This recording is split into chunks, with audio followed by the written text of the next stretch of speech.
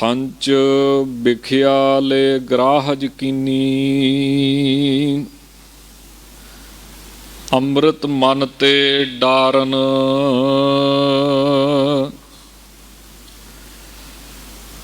ਕਾਮ ਕ੍ਰੋਧ ਲੋਭ ਰਤ ਨਿੰਦਾ। ਸਤ ਸੰਤੋਖ ਬਿਦਾਰਨ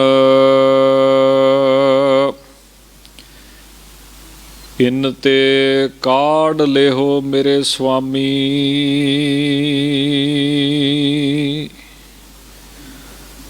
ਹਾਰ ਪਰੇ ਤੁਮ ਸਾਰਨ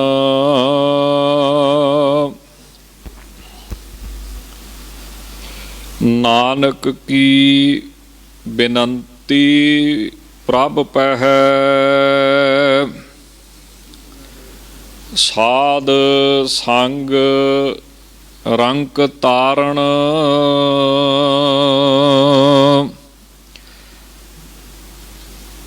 ਬੇਸ਼ੁਮਾਰ ਅਥਾਹ ਅਗਣਤ ਅਤੁਲੈ।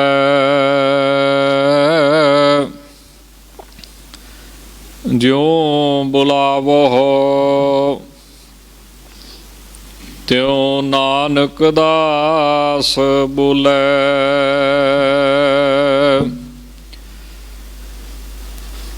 ਬਾਣੀ ਗੁਰੂ ਗੁਰੂ ਹੈ ਬਾਣੀ ਵਿੱਚ ਬਾਣੀ ਅੰਮ੍ਰਿਤ ਸਾਰੇ।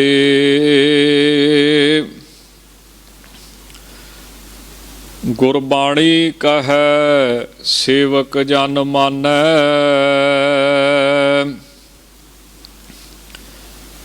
ਪ੍ਰਤੱਖ ਗੁਰੂ ਨਿਸਤਾਰੇ।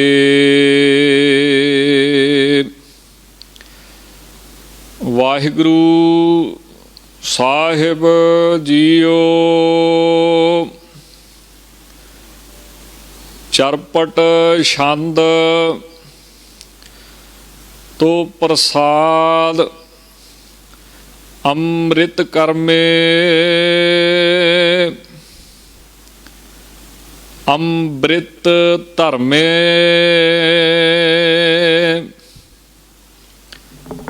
ਅੰਮ੍ਰਿਤ ਕਰਮੇ। ਅੰਮ੍ਰਿਤ ਧਰਮੇ ਪਰਮ ਸਨਮਾਨਯੋਗ ਗੁਰੂ ਰੂਪ ਖਾਲਸਾ ਸਾਧ ਸੰਗਤ ਜੀਓ।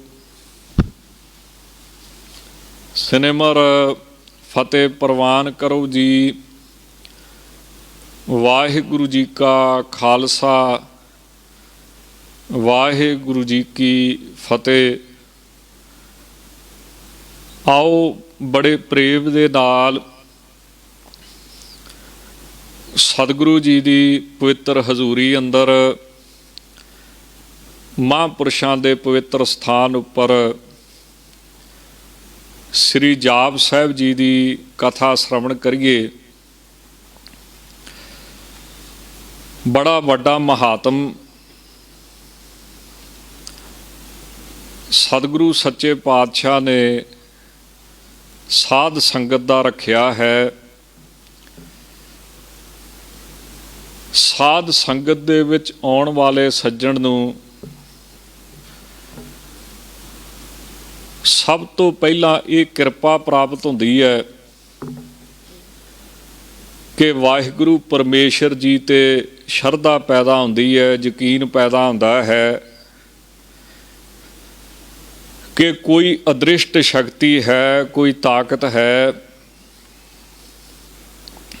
ਜਿਹੜੀ ਇਸ ਸੰਸਾਰ ਨੂੰ ਚਲਾਉਂਦੀ ਪਈ ਹੈ। ਸਾਧ ਸੰਗਤ ਦੇ ਨਾਲ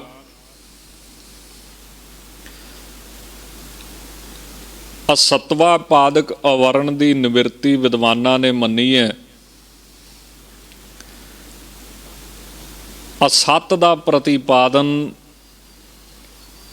ਵੀ ਪਰਮੇਸ਼ਰ ਵਾਹਿਗੁਰੂ ਜਿਹੜੇ ਲੋਕ ਕਹਿੰਦੇ ਨੇ ਅਸਤ ਭਾਵ ਨਹੀਂ ਹੈ।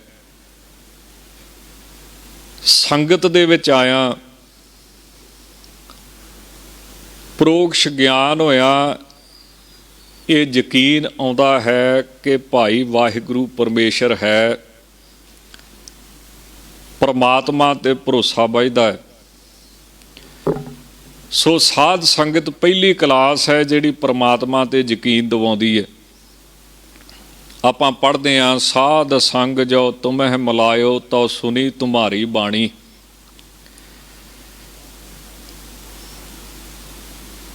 ਤਾਂ ਪਰਮੇਸ਼ਰ ਹੈ, ਵਾਹਿਗੁਰੂ ਹੈ, ਇਹ ਯਕੀਨ ਕਿੱਥੇ ਬਣਦਾ ਹੈ? ਇਹ ਸਾਧ ਸੰਗਤ ਵਿੱਚ ਆਉਣ ਦੇ ਨਾਲ ਇਹ ਭਾਵਨਾ, ਸ਼ਰਧਾ, ਯਕੀਨ ਬਣ ਜਾਂਦਾ ਹੈ ਵੀ ਕੋਈ ਹੈ। ਇਸ ਤੋਂ ਅੱਗੇ ਫਿਰ ਜੇ ਉਸ ਅਦ੍ਰਿਸ਼ਟ ਦੇ, ਪਰਮਾਤਮਾ ਦੇ, ਉਸ ਤਾਕਤ ਦੇ ਦਰਸ਼ਨ ਕਰਨੇ ਹੋਣ ਜਿਹੜੀ ਇਸ ਸੰਸਾਰ ਨੂੰ ਚਲਾਉਂਦੀ ਹੈ,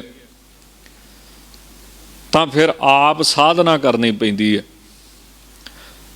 ਕਿਉਂ? ਧਾਰਮਿਕ ਪ੍ਰਚਾਰਕ, ਧਾਰਮਿਕ ਗ੍ਰੰਥ ਪਰਮਾਤਮਾ ਦੀ ਪਿਆਸ ਲਾਉਂਦੇ ਨੇ, ਪਰ ਮਿਲਣਾ ਆਪ ਯਤਨ ਕਰਕੇ ਪੈਂਦਾ ਹੈ। ਸੱਤ ਦੀ ਪਿਆਸ ਪੈਦਾ ਕਰਦੇ ਨੇ। ਸੰਗਤ ਵਿੱਚ ਆਇਆ ਸਾਡਾ ਯਕੀਨ ਵਾਹਿਗੁਰੂ ਉੱਤੇ ਦ੍ਰਿੜ ਹੁੰਦਾ ਹੈ ਕਿ ਇਸ ਸੰਸਾਰ ਨੂੰ ਚਲਾਉਣ ਵਾਲਾ ਕੋਈ ਹੈ। ਉਦਾਹਰਣ ਦੇ ਤੌਰ ਤੇ ਜਿਵੇਂ ਕਹਿੰਦੇ ਕਾਲੀਆਂ ਕੀੜੀਆਂ 100 ਦੀ ਗਿਣਤੀ 'ਚ ਤੇ 100 ਦੀ ਗਿਣਤੀ 'ਚ ਲਾਲ ਕੀੜੀਆਂ ਇੱਕ ਗਲਾਸ ਦੇ ਵਿੱਚ ਇਕੱਠੀਆਂ ਪਾ ਦਿੱਤੀਆਂ ਜਾਣ, ਇੱਕ ਕੱਚ ਦੇ ਮਰਤਬਾਨ ਦੇ ਵਿੱਚ ਇਕੱਠੀਆਂ ਪਾ ਦਿੱਤੀਆਂ ਜਾਣ, ਕੁਝ ਨਹੀਂ ਹੋਵੇਗਾ। ਪਰ ਜੇ ਅਸੀਂ ਉਸ ਮਰਤਬਾਨ ਨੂੰ, ਕੱਚ ਦੇ ਭਾਂਡੇ ਨੂੰ ਹਿਲਾਈਏ ਤਾਂ ਉਹ ਆਪਸ ਵਿੱਚ ਇੱਕ ਦੂਜੇ ਨੂੰ ਮਾਰਨਾ ਸ਼ੁਰੂ ਕਰ ਦੇਣਗੀਆਂ। ਲਾਲ ਕੀੜੀਆਂ ਸੋਚਣਗੀਆਂ ਕਿ ਕਾਲੀਆਂ ਸਾਡੀਆਂ ਦੁਸ਼ਮਣ ਨੇ, ਤੇ ਕਾਲੀਆਂ ਸੋਚਣਗੀਆਂ ਕਿ ਲਾਲ ਕੀੜੀਆਂ ਸਾਡੀਆਂ ਦੁਸ਼ਮਣ ਨੇ। ਪਰ ਸਿਆਣਾ ਬੰਦਾ ਜਾਣਦਾ ਹੈ ਕਿ ਹਿਲਾਉਣ ਵਾਲਾ ਕੱਚ ਦੇ ਮਰਤਬਾਨ ਨੂੰ, ਕੱਚ ਦੇ ਭਾਂਡੇ ਨੂੰ ਹੋਰ ਹੈ ਕੋਈ। ਇਸੇ ਤਰ੍ਹਾਂ ਕੋਈ ਸ਼ਕਤੀ ਹੈ ਜਿਹੜੀ ਪਿੱਛੇ ਕਾਰਨ ਹੈ, ਕਾਰਜ ਹੈ। ਜਿਵੇਂ ਦੋ ਮੱਛੀਆਂ, ਘਰਾਂ ਦੇ ਵਿੱਚ ਮੱਛੀਆਂ ਰੱਖੀਆਂ ਹੁੰਦੀਆਂ ਨਾ, ਰੰਗ ਬਰੰਗੀਆਂ, ਲੋਕ ਬੜੇ ਪਿਆਰ ਦੇ ਨਾਲ ਰੱਖਦੇ ਨੇ। ਉਹਦੇ ਵਿੱਚ ਦੋ ਮੱਛੀਆਂ ਸੀ ਤੇ ਇੱਕ ਮੱਛੀ ਦੂਜੀ ਮੱਛੀ ਨੂੰ ਪੁੱਛਦੀ ਹੈ ਵੀ ਪਰਮਾਤਮਾ ਹੈ, ਰੱਬ ਹੈ? ਤਾਂ ਪਹਿਲੀ ਜਵਾਬ ਦਿੰਦੀ ਆ ਵੀ ਦੂਜੇ ਤੀਜੇ ਦਿਨ ਕੋਈ ਪਾਣੀ ਬਦਲਦਾ ਸਾਡਾ, ਜਿਹਦੇ ਵਿੱਚ ਮੱਛੀਆਂ ਰੱਖੀਆਂ ਹੁੰਦੀਆਂ ਨਾ, ਤੇ ਪਾਣੀ ਕੋਈ ਬਦਲਦਾ ਹੈ ਤੇ ਪਾਣੀ ਆਪਣੇ ਆਪ ਤੇ ਬਦਲਿਆ ਨਹੀਂ ਜਾਂਦਾ। ਇਹਦਾ ਮਤਲਬ ਕੋਈ ਬਦਲਣ ਵਾਲਾ ਹੈ। ਇਹ ਛੋਟੀਆਂ ਛੋਟੀਆਂ ਉਦਾਹਰਨਾਂ ਨੇ ਵੀ ਸਾਧ ਸੰਗਤ ਦੇ ਵਿੱਚ ਆਉਣ ਦੇ ਨਾਲ ਵਾਹਿਗੁਰੂ ਜੀ ਉੱਤੇ ਯਕੀਨ ਪੈਦਾ ਹੁੰਦਾ। ਵਾਹਿਗੁਰੂ ਦਿਖਦਾ ਨਹੀਂ, ਪਰ ਯਕੀਨ ਪੈਦਾ ਕਿੱਥੋਂ ਹੁੰਦਾ ਹੈ? ਸਾਧ ਸੰਗਤ ਵਿੱਚੋਂ ਕਿ ਪਰਮਾਤਮਾ ਹੈ, ਕੋਈ ਸ਼ਕਤੀ ਹੈ, ਤੇ ਜਿਹੜਾ ਦੇਖਣਾ ਹੈ ਉਹ ਤੇ ਫਿਰ ਅਗਾਂਹ ਦੀ ਗੱਲ ਹੈ, ਉਹਦੇ ਵਾਸਤੇ ਸਾਧਨ ਪੈਦਾ ਕਰਨਾ ਪੈਂਦਾ। ਆਪਾਂ ਜਿਵੇਂ ਰੋਜ਼ ਪੜ੍ਹਦੇ ਹਾਂ ਵੀ ਗੁਰੂ ਗ੍ਰੰਥ ਜੀ ਮਾਨਿਓ ਪ੍ਰਗਟ ਗੁਰਾਂ ਕੀ ਦੇਹ, ਉਹਦਾ ਮਤਲਬ ਕੀ ਹੈ? ਵੀ ਗੁਰੂ ਗ੍ਰੰਥ ਸਾਹਿਬ ਨੂੰ ਪ੍ਰਗਟ ਗੁਰਾਂ ਦਾ ਸਰੂਪ ਜਾਣੋ। यही मतलब बनता ना भी गुरु ग्रंथ साहब जिउंदी जागदी हस्ती है।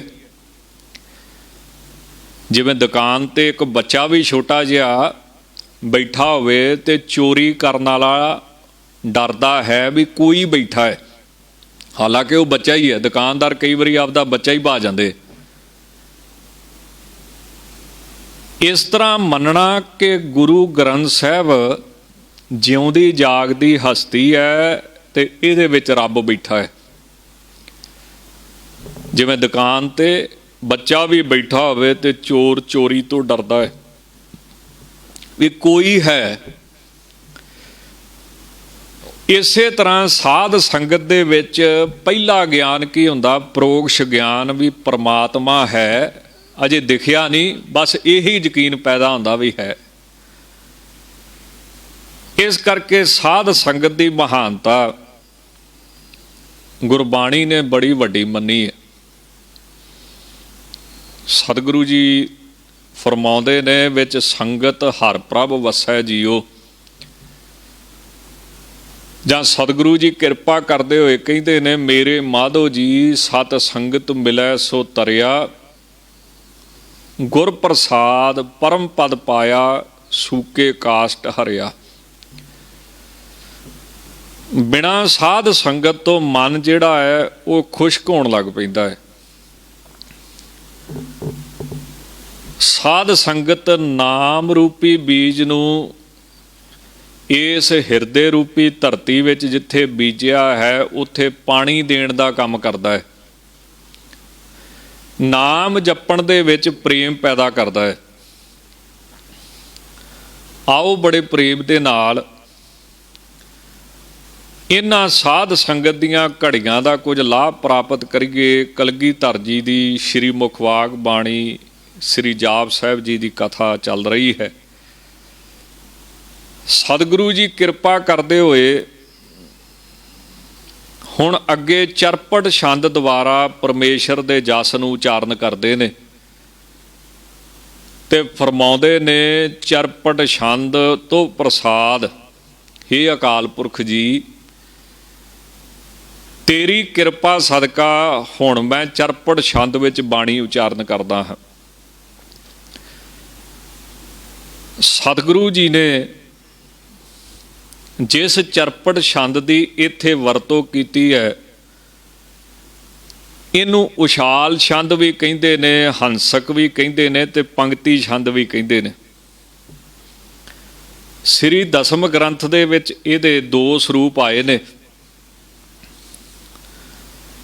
एक जगह जिवें गावत नारी बाजत तारी देखत राजा देवत साजा, दूसरी जगह अमृत कर्मे अमृत धर्मे अखल जोगे अचल भोगे। ये कलगीधर जी की खास खूबी है कि उन्होंने छंदाबद्दी का इन्ना ज़्यादा ज्ञान है कि इस चरपट छंद दे विच किते उन्हां दोवां दी चरपट दे स्वरूपां दी वरतों कीती है ते किते तिन्नां दी। इस एक छंद दे विच ही चरपट दे दो रूप भी ते तीसरा रूप भी इक्को रवानगी विच इक्को जगह उत्ते सतगुरु जी ने दिता है। ये उन्हां दी काव्य रचना दे विच खास विशेषता है। तां सतगुरु कृपा करते हुए की फरमाउंदे ने अमृत कर्मे, हे अकाल पुरख जी तेरे प्रपंच संसार आदक कर्मे भाव कर्म, ये जिहड़ा संसार है ना कर्म है तेरा, कर्म तेरा बनाया तेरा कीता। ये अमृत आ मैंने मृत मौत तो रहत है। हुण तुसीं कहोगे भी दुनिया ते झूठी है, गुरबाणी च कई जगह ते आया। संसार प्रवाह रूप दे विच कायम रहिंदा है, इसदा प्रवाह कदे मुकदा नहीं। भाव माँ प्यो दे अगे बच्चे, फिर माँ प्यो उन्हां नूं अपनी थां दे के चढ़ाई कर जांदे ने, ਆਪਦੀ ਜਗ੍ਹਾ ਬੱਚੇ ਕਾਇਮ ਕਰ ਜਾਂਦੇ ਨੇ। ਉਹ ਬੱਚੇ ਫਿਰ ਵਿਆਹ ਹੋਣਗੇ, ਦੁਬਾਰਾ ਅੱਗੇ ਔਲਾਦ ਪੈਦਾ ਹੋਵੇਗੀ, ਫਿਰ ਉਹ ਆਪਣੀ ਜਗ੍ਹਾ ਤੇ ਆਪਣੇ ਪਰਿਵਾਰ ਨੂੰ ਦੇ ਕੇ ਤੇ ਫਿਰ ਉਹਨਾਂ ਦੀ ਮੌਤ ਹੋ ਜਾਵੇਗੀ। ਇੱਦਾਂ ਅਗਾਂਹ ਤੋਂ ਅਗਾਂਹ ਬਜ਼ੁਰਗ ਚੜ੍ਹਾਈ ਕਰੀ ਜਾਂਦੇ ਨੇ, ਬੱਚੇ ਪੈਦਾ ਹੁੰਦੇ ਨੇ। ਇੱਦਾਂ ਇੱਕ ਪ੍ਰਵਾਹ ਰੂਪ ਦੇ ਵਿੱਚ ਦੁਨੀਆ ਵੀ ਅੰਮ੍ਰਿਤ ਮੌਤ ਤੋਂ ਰਹਿਤ ਰਹਿੰਦੀ ਹੈ, ਭਾਵ ਕਾਇਮ ਰਹਿੰਦੀ ਹਮੇਸ਼ਾ। ਆਪਣੀ ਥਾਂ ਤੇ ਆਪਣੀ ਅੰਸ ਬਿਠਾ ਕੇ ਤੁਰੇ ਜਾਂਦੇ ਨੇ।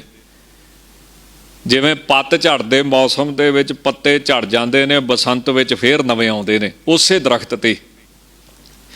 ਇੱਦਾਂ ਘਰ ਕੀ ਆ, ਗ੍ਰਸਤ ਰੂਪ ਦਰਖਤ ਹੈ।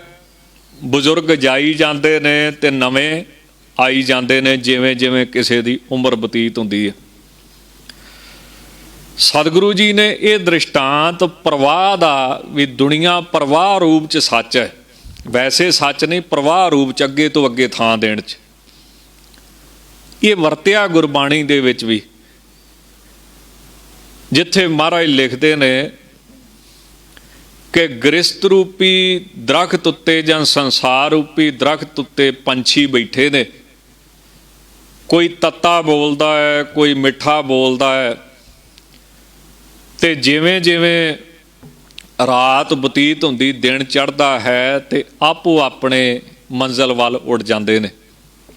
ਇਸੇ ਤਰ੍ਹਾਂ ਹੀ ਸੰਸਾਰ ਹੈ, ਅਸਤ ਅਦੋਤ ਭਇਆ ਉੱਠ ਚੱਲੇ, ਜਿਉਂ ਜਿਉਂ ਔਧ ਵਿਹਾਣੀਆਂ। ਗੁਰਬਾਣੀ ਕਹਿੰਦੀ ਹੈ ਕਿ ਇਹ ਮਨੁੱਖ ਸਿਰਫ ਨਾਮ ਜਪਣ ਵਾਲੇ ਬ੍ਰਹਮ ਗਿਆਨੀ ਤਤ ਬੇਤੇ ਗੁਰਸਿੱਖ ਮਹਾਂਪੁਰਸ਼ ਐਸੇ ਹੋਣਗੇ ਜਿਹੜੇ ਇਸ ਪ੍ਰਵਾਹ ਵਿੱਚੋਂ, ਸੰਸਾਰ ਦੇ ਪ੍ਰਵਾਹ ਵਿੱਚੋਂ ਬਾਹਰ ਨਿਕਲਣਗੇ। ਜਿਵੇਂ ਸਤਿਗੁਰੂ ਜੀ ਕਹਿੰਦੇ, ਇਹੋ ਸੰਸਾਰ ਵਿਕਾਰ ਸੰਸੇ ਮਹਿ ਤਰਿਓ ਬ੍ਰਹਮ ਗਿਆਨੀ। ਬਾਕੀ ਇਹ ਪ੍ਰਵਾਹ ਚੱਲਦਾ ਰਹੇਗਾ। ਤਾਂ ਪ੍ਰਵਾਹ ਰੂਪ ਦੇ ਵਿੱਚ ਦੁਨੀਆ ਵੀ, ਸੰਸਾਰ ਵੀ ਚੱਲਦਾ ਰਹਿੰਦਾ। ਇਸ ਕਰਕੇ ਮਹਾਰਾਜ ਕਹਿੰਦੇ ਅੰਮ੍ਰਿਤ ਕਰਮ ਹੈ ਵੀ ਹੇ ਵਾਹਿਗੁਰੂ, ਇਹ ਜਿਹੜਾ ਤੇਰਾ ਸੰਸਾਰ ਕਰਮ ਆ, ਜਿਹੜਾ ਤੇਰਾ ਕਰਮ ਮੈਨੇ ਕੀਤਾ ਹੋਇਆ, ਬਣਾਇਆ ਹੋਇਆ ਸੰਸਾਰ ਹੈ, ਇਹ ਵੀ ਅੰਮ੍ਰਿਤ ਹੀ ਹੈ। ਪ੍ਰਵਾਹ ਰੂਪ ਦੇ ਵਿੱਚ ਇਹ ਵੀ ਅਮਰ ਰਹਿੰਦਾ ਹੈ। ਜਾਂ ਫਿਰ ਅੰਮ੍ਰਿਤ ਦਾ ਅਰਥ ਹੁੰਦਾ ਸੁਖ ਰੂਪ। ਅੰਮ੍ਰਿਤ ਕਰਮ ਹੈ ਜਿਹੜਾ ਤੇਰਾ ਕੀਤਾ ਹੋਇਆ ਸੰਸਾਰ ਹੈ ਜਾਂ ਤੇਰੇ ਕਰਮ ਨੇ, ਇਹ ਸਾਰੇ ਅੰਮ੍ਰਿਤ ਰੂਪ ਨੇ, ਸੁਖ ਰੂਪ ਨੇ। ਫਿਰ ਸਵਾਲ ਪੈਦਾ ਹੁੰਦਾ ਵੀ ਦੁੱਖ ਫਿਰ ਕਿਵੇਂ ਆ ਗਿਆ ਬਈ? ਜੇ ਵਾਹਿਗੁਰੂ ਦਾ ਕੀਤਾ ਹੋਇਆ ਸਭ ਕੁਝ ਸੁਖ ਰੂਪ ਹੀ ਹੈ, ਫਿਰ ਦੁੱਖ ਕਿੱਥੋਂ ਆਇਆ? ਤਾਂ ਮਹਾਂਪੁਰਸ਼ ਵਿਦਵਾਨ ਲੋਕ, ਸੰਤ ਲੋਕ, ਜਿਵੇਂ ਜਿਵੇਂ ਉਹਨਾਂ ਦੀ ਬੁੱਧੀ ਸੂਖਸ਼ਮ ਹੁੰਦੀ ਹੈ, ਕਿਸੇ ਦੀ ਨਾਮ ਜਪਣ ਕਰਕੇ, ਕਿਸੇ ਦੀ ਵਿਦਿਆ ਕਰਕੇ, ਕਿਸੇ ਦੀ ਸੇਵਾ ਕਰਕੇ, ਸੁਚਮ ਕਰਕੇ, ਸੰਗਤ ਕਰਕੇ, ਤਾਂ ਗੱਲ ਹੁੰਦੀ ਤੇ ਉਹੀ ਹੈ, ਪਰ ਕਹਿਣ 'ਚ ਫਰਕ ਆ ਜਾਂਦਾ ਹੈ। ਤੇ ਉਹਦੇ ਨਾਲ ਫਿਰ ਸੁਣਨ ਦੇ ਵਿੱਚ ਵੀ, ਸਮਝਣ ਦੇ ਵਿੱਚ ਵੀ ਰਸ ਤੇ ਸਵਾਦ ਰਹਿੰਦਾ ਹੈ। ਇੱਕ ਮਹਾਤਮਾ ਨੇ ਬੜਾ ਸੋਹਣਾ ਲਿਖਿਆ ਹੈ, ਹੁਣ ਧਰਤੀ ਦੁੱਖ ਰੂਪ ਕਦੋਂ ਬਣੀ? ਜਦੋਂ ਉਸ ਧਰਤੀ ਉੱਤੇ ਮੇਰਾ ਭਾਵ ਆ ਗਿਆ ਵੀ ਮੇਰੀ ਹੈ। ਜਿਵੇਂ ਮਹਾਰਾਜ ਕਹਿੰਦੇ ਨਾ, ਭੂਮੀਆਂ ਭੂਮ ਉੱਪਰ ਨਿਤ ਲੁੱਝੈ, ਛੋੜ ਚਲੇ ਤ੍ਰਿਸ਼ਨਾ ਨਹੀਂ ਬੁਝੈ। ਜਦੋਂ ਉਹਦੇ ਉੱਤੇ ਮੈਂ ਤੇ ਮੇਰਾ ਆਇਆ ਵੀ ਇਹ ਮੇਰਾ ਹੈ। ਇਸੇ ਤਰ੍ਹਾਂ ਪਰਿਵਾਰ ਵੀ ਦੁੱਖ ਰੂਪ ਨਹੀਂ ਹੈ। ਜੇ ਦੁੱਖ ਰੂਪ ਹੁੰਦਾ ਤੇ ਫਿਰ ਮਹਾਰਾਜ ਨੇ ਸਭ ਤੋਂ ਪਹਿਲਾਂ ਵਿਆਹ ਦੀ ਪਰੰਪਰਾ ਕਿਉਂ ਸ਼ੁਰੂ ਕਰਨੀ ਸੀ? ਗੁਰੂ ਨਾਨਕ ਦੇਵ ਸਾਹਿਬ ਨੇ। ਜੇ ਔਲਾਦ ਦੁੱਖ ਰੂਪ ਹੁੰਦੀ ਤੇ ਫਿਰ ਸਤਿਗੁਰਾਂ ਦੇ ਸਾਹਿਬਜ਼ਾਦੇ ਕਿਉਂ ਹੁੰਦੇ? ਪਰ ਨਾਲ ਗੁਰਬਾਣੀ ਇਹ ਵੀ ਕਹਿੰਦੀ ਹੈ ਵੀ ਦੁੱਖ ਰੂਪ ਹੈ। ਜਿਵੇਂ ਕਿਤੇ ਆਵੇਗਾ ਵੀ ਪੁੱਤਰ ਕਲੱਤਰ ਗ੍ਰਸਤ ਕਾ ਫਾਸਾ, ਹੋਣ ਨਾ ਪਾਈਏ ਰਾਮ ਕੇ ਦਾਸਾ। ਜਨਨ ਪਿਤਾ ਲੋਕ ਸੁਤ ਬਨਤਾ, ਕੋਏ ਨਾ ਕਿਸ ਕੀ ਧਰਿਆ। ਸਿਰ ਸੇ ਰਿਜਕ ਸੰਭਾਹੇ ਠਾਕੁਰ ਕਾਹੇ ਮਨ ਭਉ ਕਰਿਆ। ਪਰ ਦੂਸਰੇ ਬੰਨੇ ਜੇ ਦੇਖੀਏ ਤਾਂ ਪਰਿਵਾਰ ਤਾਂ ਗੁਰੂ ਸਾਹਿਬ ਦਾ ਵੀ ਸੀ, ਔਲਾਦ ਤਾਂ ਗੁਰੂ ਸਾਹਿਬ ਦੀ ਵੀ ਸੀ। ਫਿਰ ਇਹ ਗੱਲ ਕੀ ਹੋਈ?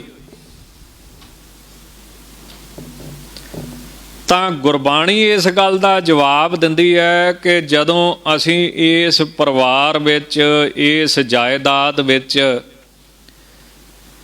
ਮੋਹ ਲੈ ਆਉਂਦੇ ਹਾਂ ਕਿ ਮੇਰਾ ਹੈ ਸਭ ਕੁਝ, ਤਾਂ ਫਿਰ ਸਾਨੂੰ ਇਹਦੇ ਕਰਕੇ ਦੁੱਖ ਆਉਂਦਾ ਹੈ। ਜਿਵੇਂ ਮਹਾਰਾਜ ਜੀ ਜਵਾਬ ਦਿੰਦੇ ਨਾ, ਲਿਵ ਛੁੜਕੀ ਲੱਗੀ ਤ੍ਰਿਸ਼ਨਾ ਮਾਇਆ ਅਮਰ ਵਰਤਾਇਆ। ਜੇ ਤੇ ਪਰਿਵਾਰ ਵੇਖ ਕੇ ਰੱਬ ਭੁੱਲੇ ਫਿਰ ਮਾਇਆ, ਜਾਇਦਾਦ ਵੇਖ ਕੇ ਰੱਬ ਭੁੱਲੇ ਫਿਰ ਤੇ ਮਾਇਆ, ਮਾਇਆ ਵੇਖ ਕੇ ਰੱਬ ਹੀ ਭੁੱਲ ਜੇ, ਆਪ ਹੀ ਰੱਬ ਬਣਿਆ ਫਿਰੇ, ਫਿਰ ਤੇ ਇਹ ਸਭ ਕੁਝ ਹੀ ਮਾਇਆ ਤੇ ਦੁੱਖ ਰੂਪ। ਤੇ ਜੇ ਕਿਤੇ ਇਹ ਚੇਤਾ ਰਵੇ ਵੀ ਇਹ ਵਾਹਿਗੁਰੂ ਦੀ ਦੇਣ ਹੈ, ਇਹ ਪਰਿਵਾਰ ਵੀ ਉਹਦੀ ਦੇਣ ਹੈ, ਘਰ ਵੀ ਉਹਦੀ ਦੇਣ ਹੈ, ਇਹ ਜਾਇਦਾਦ ਵੀ ਉਹਦੀ ਦੇਣ ਹੈ, ਤੇ ਫਿਰ ਇਹ ਸਿਮਰਨ ਇਹਨਾਂ ਵੱਲ ਵੇਖ ਕੇ ਉਹਦਾ ਯਾਦ ਆਈ, ਉਹਦਾ ਸ਼ੁਕਰ ਆਇਆ, ਚੇਤੇ ਵਿੱਚ ਆਇਆ। ਜੇ ਤਾਂ ਰੱਬ ਤੋਂ ਲਿਵ ਤੋੜਦੇ ਫਿਰ ਮਾਇਆ। ਤਾਂ ਇਸ ਤਰ੍ਹਾਂ ਮਹਾਤਮਾ ਕਹਿੰਦੇ ਨੇ ਕਿ ਦੁੱਖ ਪ੍ਰਕਿਰਤੀ ਰੱਬ ਦੀ ਵਸਤੂ 'ਚ ਦੁੱਖ ਨਹੀਂ।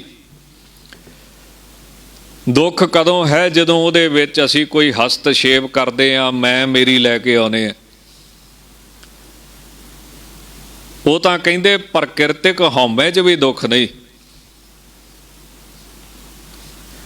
ਪ੍ਰਕਿਰਤਿਕ ਹਉਮੈ ਜਿਹਦੇ ਉੱਤੇ ਅਸੀਂ ਜਦੋਂ ਸੁੱਤੇ ਹੁੰਦੇ ਹਾਂ, ਸਵਾਸ ਚੱਲਦੇ ਆ, ਸਾਰਾ ਕੁਝ ਚੱਲਦਾ ਪਿਆ ਹੈ, ਉਹਦੇ ਵਿੱਚ ਵੀ ਦੁੱਖ ਨਹੀਂ। ਮਲਨ ਹਉਮੈ ਦੇ ਵਿੱਚ ਦੁੱਖ ਹੈ।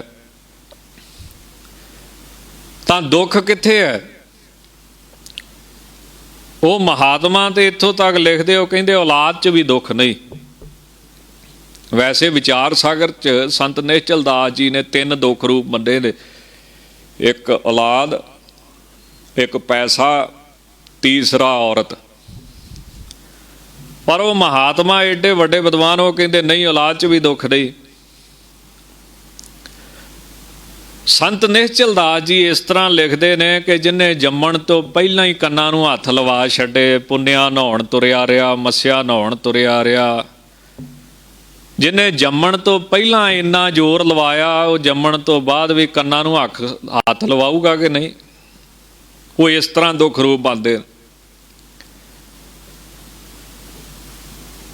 ਪਰ ਇੱਥੇ ਸਵਾਲ ਪੈਦਾ ਹੁੰਦਾ, ਫਿਰ ਗੁਰੂ ਸਾਹਿਬ ਦੇ ਸਾਹਿਬਜ਼ਾਦੇ, ਉਹਨਾਂ ਨੂੰ ਨਹੀਂ ਸੀ ਪਤਾ ਵੀ ਦੁੱਖ ਰੂਪ ਹੈ।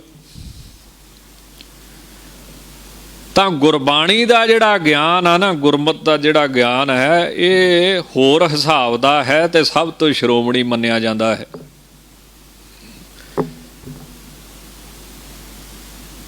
ਤਾਂ ਸਤਿਗੁਰੂ ਜੀ ਨੇ ਕੀ ਜਵਾਬ ਦਿੱਤਾ ਸੀ? 10ਵੇਂ ਪਾਤਸ਼ਾਹ ਨੇ, ਤੇਰਾ ਤੁਝ ਕੋ ਸੌਂਪ ਤੇ ਕਿਆ ਲਾਗੇ ਮੇਰਾ, ਜਾਂ ਇਨ ਪੁੱਤਰਨ ਕੇ ਸੀਸ ਪਰ ਵਾਰ ਦੀਏ, ਸੁਤ ਚਾਰ ਚਾਰ ਮੂਏ ਤੋਂ ਕਿਆ ਹੁਆ, ਜੀਵਤ ਲੱਖ ਹਜ਼ਾਰ। ਤਾਂ ਦੁੱਖ ਕਿੱਥੇ ਆ? ਫਿਰ ਕਹਿੰਦੇ ਵਿਸ਼ੇ ਵਿੱਚ ਵੀ ਦੁੱਖ ਨਹੀਂ। ਸ਼ਬਦ ਸਪਰਸ਼ ਰੂਪ ਰਸ ਗੰਧ ਹੈ। ਸ਼ਬਦ ਚੰਗੇ ਬੋਲ ਲਓ, ਚੰਗਾ ਸੁਣ ਲਓ, ਰਸ ਸੇਵਾ ਸਿਮਰਤ ਗੁਰਬਾਣੀ ਦਾ ਲੈ ਲਓ, ਕੰਨਾਂ ਦੇ ਨਾਲ ਬਾਣੀ ਸੁਣ ਲਓ,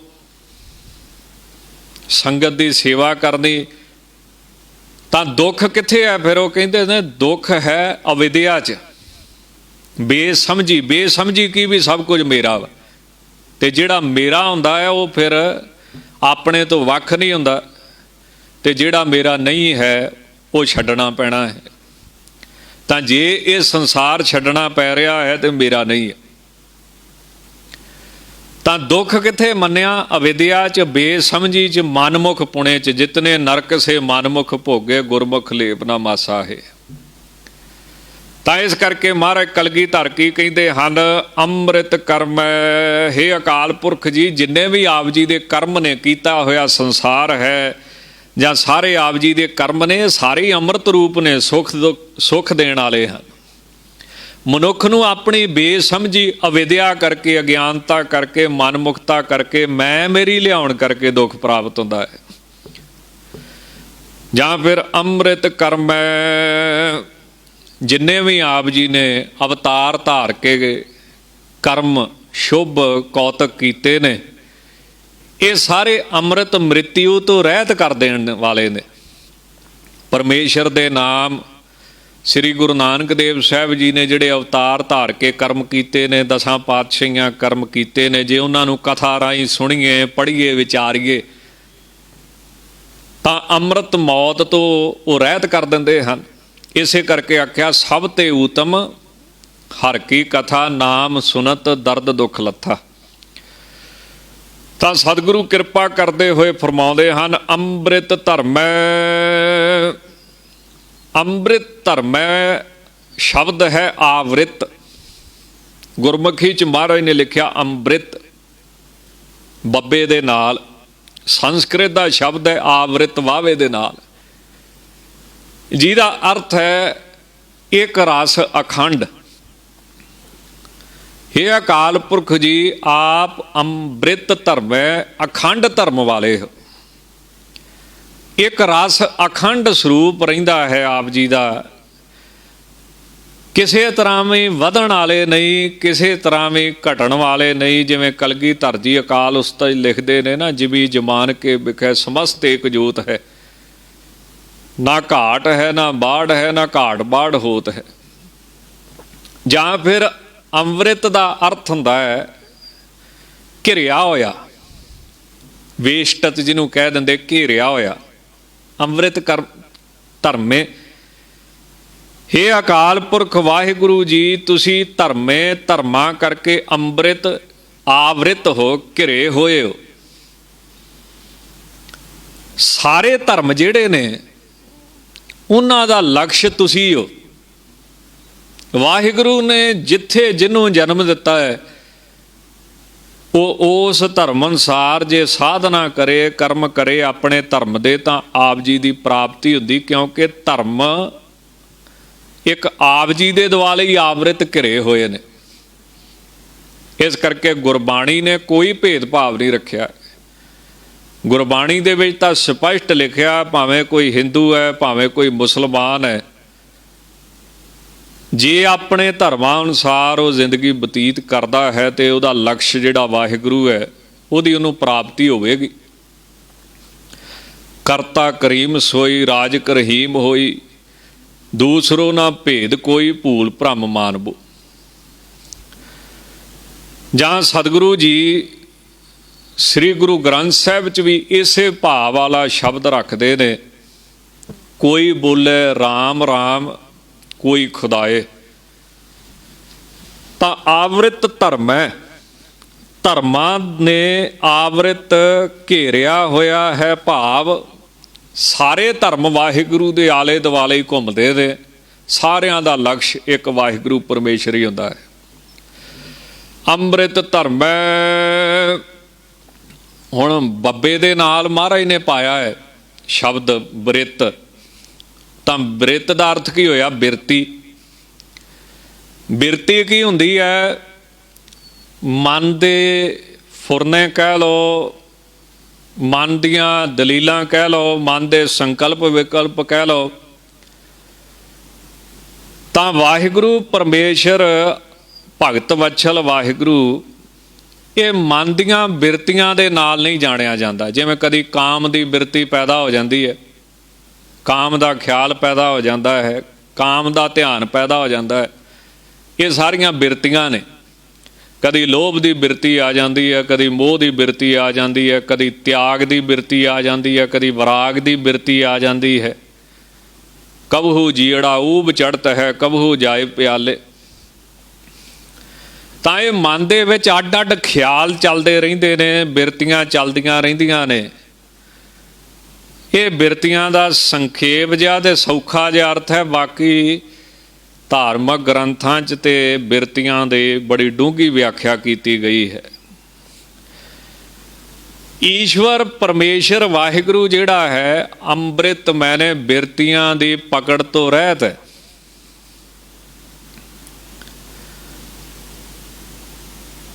ਉਹਦੇ ਧਰਮ ਜਿਹੜੇ ਨੇ ਭਗਤ ਵਛਲ ਆਦਿਕ ਸਾਰੇ, ਜਾਂ ਉਹਦਾ ਸਰੂਪ ਇਹ ਬਿਰਤੀਆਂ ਦੇ ਨਾਲ ਨਹੀਂ ਜਾਣਿਆ ਜਾ ਸਕਦਾ ਹੈ।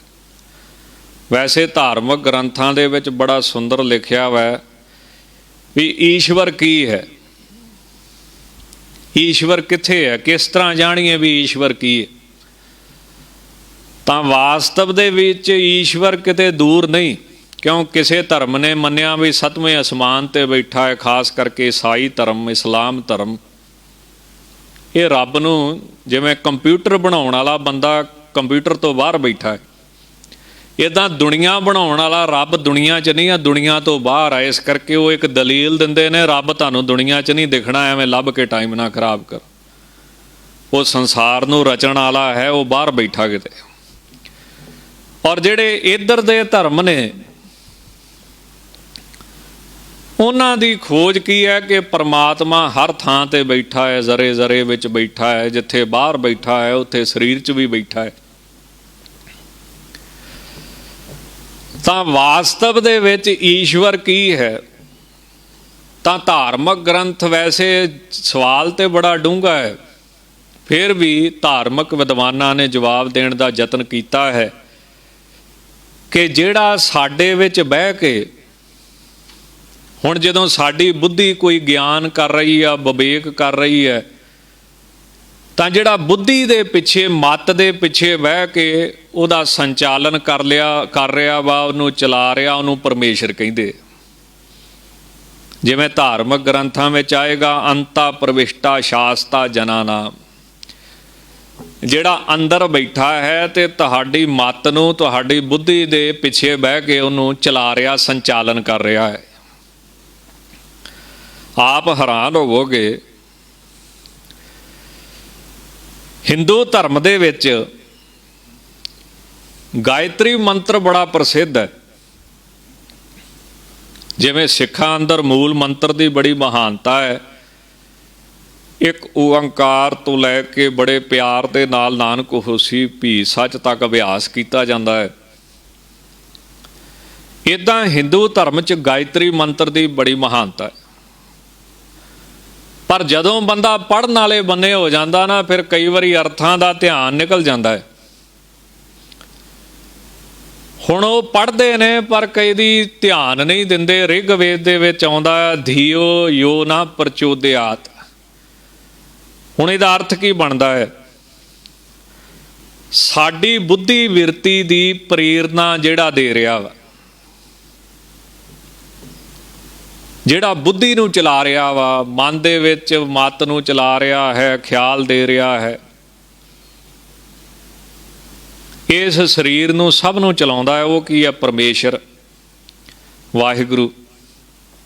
ਜਾਂ ਇੱਕ ਹੋਰ ਜਵਾਬ ਦਿੱਤਾ ਹੈ, ਮੱਤਾ ਸਿਮਰਤੀ ਗਿਆਨਮ ਅਪੋਹਨਮ ਚਾ, ਜਿਹਦੇ ਨਾਲ ਸਿਮਰਤੀ ਹੁੰਦੀ ਹੈ, ਜਿਹਦੇ ਨਾਲ ਗਿਆਨ ਹੁੰਦਾ, ਜਿਹਦੇ ਨਾਲ ਅਪੋਹਨ ਹੁੰਦਾ ਹੈ। ਭਾਵੇਂ ਕਿ ਉਹ ਸਾਡੇ ਬੁੱਧੀ ਦੇ ਵਿੱਚ ਬੈਠਾ ਹੈ, ਅੰਤਰਜਾਮੀ ਬਣ ਕੇ ਬੈਠਾ ਹੈ, ਪਰ ਬੁੱਧੀ ਵਿਸ਼ਿਆਂ ਦੇ ਵਿੱਚ ਲੱਗੀ ਹੋਈ ਉਧਰ ਨੂੰ ਦੇਖਦੀ ਨਹੀਂ। ਹੁਣ ਇੱਥੇ ਇੱਕ ਸਵਾਲ ਜਿਹਾ ਪੈਦਾ ਹੋ ਜਾਂਦਾ ਹੈ ਵੀ ਦੇਖਣ ਤੇ ਮਹਿਸੂਸ ਕਰਨ ਦੇ ਵਿੱਚ ਤੇ ਚਾਰ ਚੀਜ਼ਾਂ ਹੀ ਆਈਆਂ ਅਜੇ ਤੱਕ, ਮਨ,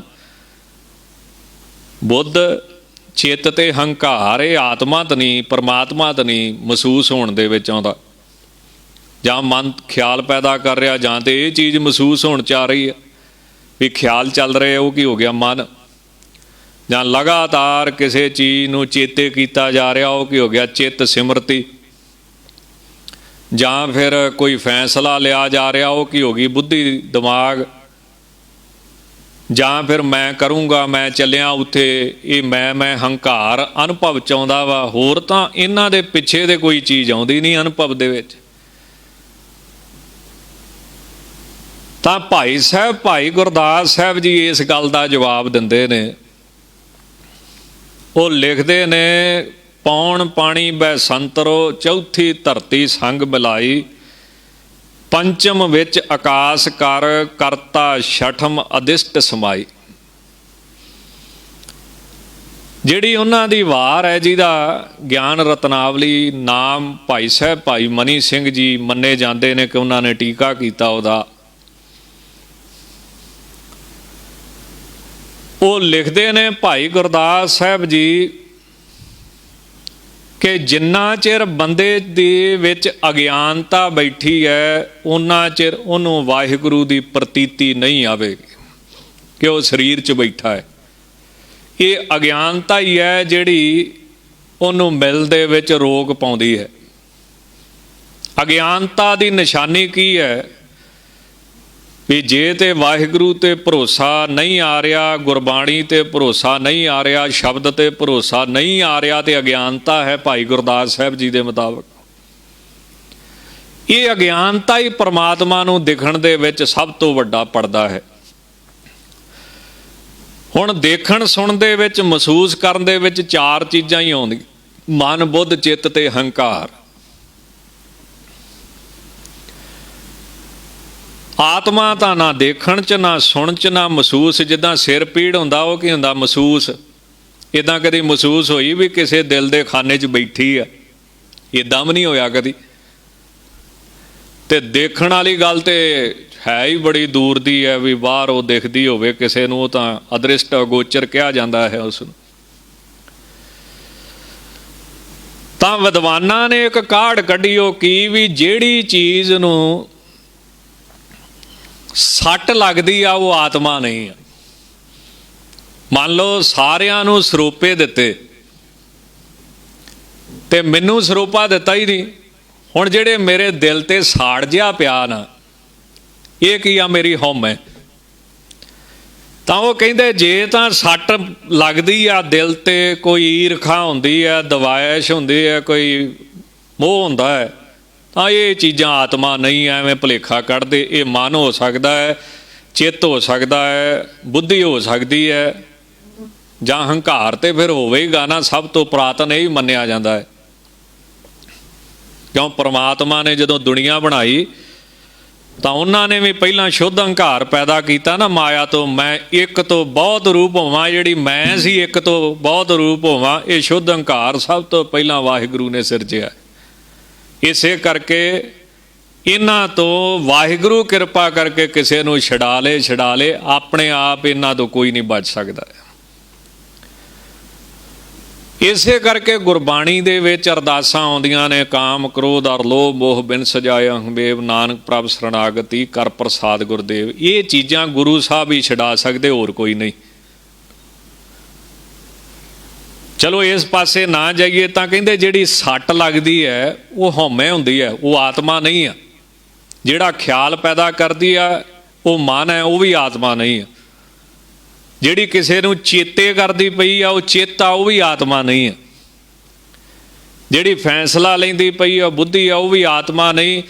ਤਾਂ ਜਿਹੜੀ ਚੀਜ਼ ਤੇ ਸੱਟ ਲੱਗਦੀ ਪਈ ਉਹ ਹਉਮੈ ਆ, ਉਹ ਆਤਮਾ ਨਹੀਂ। ਤਾਂ ਇਸ ਤਰ੍ਹਾਂ ਯਤਨ ਕੀਤੇ ਨੇ, ਪਰ ਸੌਖਾ ਜਿਹਾ ਅਰਥ ਕੀ ਆ ਵੀ ਈਸ਼ਵਰ ਕੀ ਆ? ਤਾਂ ਭਾਈ ਗੁਰਦਾਸ ਸਾਹਿਬ ਨੇ ਨਾ, ਇਹ ਤਾਂ ਚਲੋ ਵਿਦਵਾਨਾਂ ਦੀਆਂ ਗੱਲਾਂ ਨੇ, ਧਾਰਮਿਕ ਗ੍ਰੰਥਾਂ ਦੀਆਂ। ਭਾਈ ਗੁਰਦਾਸ ਸਾਹਿਬ ਨੇ ਬਹੁਤ ਸੌਖਾ ਜਿਹਾ ਇਹਨੂੰ ਕਰਕੇ ਦੱਸਿਆ। ਉਹ ਕਹਿੰਦੇ ਪੰਜ ਤਤ 25 ਗੁਣ 70 ਮਿੱਤਰ ਮਿਲ ਦੇਹ ਬਣਾਈ। ਜਦੋਂ ਇਹ ਸਰੀਰ ਬਣਦਾ ਪਿਆ ਸੀ ਬੰਦੇ ਦਾ, ਤਾਂ ਪੰਜਾਂ ਤੱਤਾਂ ਤੋਂ ਇਹ ਸਰੀਰ ਬਣਿਆ। ਪੰਜ ਤੱਤ ਰਲ ਕੇ ਨਹੀਂ ਸੀ ਬਹਿੰਦੇ। ਹੁਣ ਵੀ ਤੁਸੀਂ ਦੇਖੋ, ਪਾਣੀ ਤੇ ਧਰਤੀ ਦਾ ਉਲਟਾ ਸੁਭਾਅ ਹੈ, ਅੱਗ ਦਾ ਤੇ ਪਾਣੀ ਦਾ ਉਲਟਾ ਸੁਭਾਅ ਹੈ। ਪੰਜ ਤੱਤ ਇੱਕ ਦੂਜੇ ਦੇ ਵਿਰੋਧੀ ਆ। ਇਹ ਮਿਲ ਕੇ ਨਾ ਬਹਿਣ, ਫਿਰ ਇਹਨਾਂ ਦੇ ਵਿੱਚ ਰੱਬ ਨੇ ਆਪਣੀ ਜੋਤ ਰੱਖੀ। ਤੇ ਜਿੰਨਾ ਚਿਰ ਉਹ ਜੋਤ ਰਹਿੰਦੀ ਹੈ ਸਾਡੇ ਸਰੀਰ ਦੇ ਵਿੱਚ, ਉਹਨਾਂ ਚਿਰ ਇਹ ਸਰੀਰ ਬਣਿਆ ਰਹਿੰਦਾ ਹੈ। ਜਿੱਦਣ ਉਹ ਨਿਕਲ ਜਾਂਦੀ ਹੈ, ਫਿਰ ਜਿਹੜੇ ਤੱਤਾਂ 'ਚੋਂ ਪੈਦਾ ਹੋਇਆ ਸੀ ਉਹਨਾਂ 'ਚ ਹੀ ਰਲ ਜਾਂਦਾ, ਕਿਉਂ ਤੱਤ ਵਿਰੋਧੀ ਹੈ ਇੱਕ ਦੂਜੇ ਦੇ ਸਾਰੇ। ਪਾਣੀ ਵਿਰੋਧੀ ਹੈ ਧਰਤੀ ਦਾ, ਅੱਗ ਵਿਰੋਧੀ ਹੈ ਪਾਣੀ ਦੀ, ਹਵਾ ਵਿਰੋਧੀ ਹੈ ਇਹਨਾਂ ਚੀਜ਼ਾਂ ਦੀ, ਆਕਾਸ਼ ਵਿਰੋਧੀ ਹੈ। ਤਾਂ ਇਸ ਕਰਕੇ ਮਹਾਰਾਜ ਕਹਿੰਦੇ ਪੰਚ ਤਤ 25 ਗੁਣ 70 ਮਿੱਤਰ ਮਿਲ ਦੇਹ ਬਣਾਈ, ਪੰਚਮ ਵਿੱਚ ਆਕਾਸ ਕਰ ਕਰਤਾ ਛਠਮ ਅਦਿਸ਼ਟ ਸਮਾਈ। ਇਹਨਾਂ ਦੇ ਵਿੱਚ ਫਿਰ ਵਾਹਿਗੁਰੂ ਬੈਠਾ, ਤੇ ਜਿੰਨਾ ਚਿਰ ਵਾਹਿਗੁਰੂ ਉਹਨਾਂ ਚਿਰ ਇਹ ਨਹੀਂ ਲੜਦੇ। ਜਦੋਂ ਉਹ ਜੋਤ ਵਿੱਚੋਂ ਨਿਕਲ ਜਾਂਦੀ ਹੈ ਫਿਰ ਇਹੀ ਸਰੀਰ ਮਿੱਟੀ ਹੋ ਜਾਂਦਾ, ਸਵਾਹ ਹੋ ਜਾਂਦਾ, ਖਤਮ ਹੋ ਜਾਂਦਾ ਹੈ, ਤੇ ਇਹਨੂੰ ਸਾੜ ਕੇ ਆਉਣਾ ਪੈਂਦਾ ਹੈ। ਇਹਦੇ ਵਿੱਚੋਂ ਬਦਬੂ ਆਉਣ ਲੱਗ ਪੈਂਦੀ। ਸਤਿਗੁਰੂ ਜੀ ਲਿਖਦੇ ਨੇ ਬਾਣੀ ਦੇ ਵਿੱਚ ਕਿ ਉਹ ਕਿਹੜੀ ਹਸਤੀ ਹੈ ਜਿਹੜੀ ਇਸ ਸਰੀਰ ਵਿੱਚੋਂ ਨਿਕਲ ਗਈ। ਬਾਬਾ ਬੋਲਤੇ ਤੇ ਕਹਾਂ ਗਏ, ਦੇਹੀ ਕੇ ਸੰਗ ਰਹਤੇ ਸੁਰਤ ਮਾਹੇ ਜੋ ਨਿਰਤੇ ਕਰਤੇ ਕਥਾ ਵਾਰਤਾ ਕਹਤੇ। ਤਾਂ ਈਸ਼ਵਰ ਕੀ ਹੈ? ਜਿਹਦੇ ਕਰਕੇ ਸਰੀਰ ਕਾਇਮ ਨਾ ਰਵੇ, ਜਿਹੜੀ ਜੋਤ ਵਿੱਚੋਂ ਨਿਕਲ ਜੇ। ਤਾਂ ਉਹ ਜਿਹੜਾ ਈਸ਼ਵਰ ਹੈ, ਵਾਹਿਗੁਰੂ ਹੈ, ਪਰਮੇਸ਼ਰ ਹੈ, ਉਹ ਬਿਰਤੀਆਂ ਦੁਆਰਾ ਜਾਣਨ ਦੇ ਵਿੱਚ ਨਹੀਂ ਆਉਂਦਾ। ਆਪ ਬ੍ਰਿਤ ਹੈ, ਉਹਦਾ ਧਰਮ, ਉਹਦਾ ਸਰੂਪ ਬਿਰਤੀਆਂ ਦੁਆਰਾ ਮਹਾਰਾਜ ਕਹਿੰਦੇ ਜਾਣਿਆ ਨਹੀਂ ਜਾਂਦਾ ਹੈ। ਇਸ ਤੋਂ ਅੱਗੇ ਕਲਗੀਧਰ ਜੀ ਉਸਤਤ ਕਰਦੇ ਨੇ, ਅਖਲ ਜੋਗੇ ਅਚਲ ਭੋਗੇ। ਇੱਥੇ ਖੱਖੇ ਦੇ ਉੱਤੇ ਅਧਕ ਲੱਗੀ ਹੈ।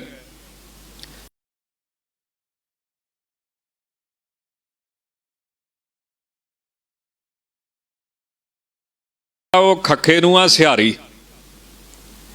ਇਹ ਹੁਣ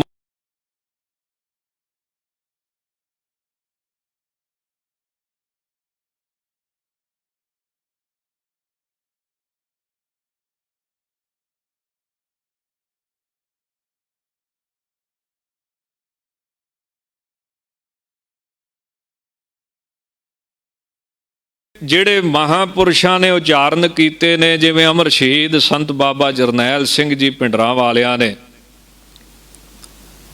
ਉਹਨਾਂ ਨੇ ਇਹਦਾ ਅਖਿਲ ਹੀ ਕੀਤਾ ਹੈ।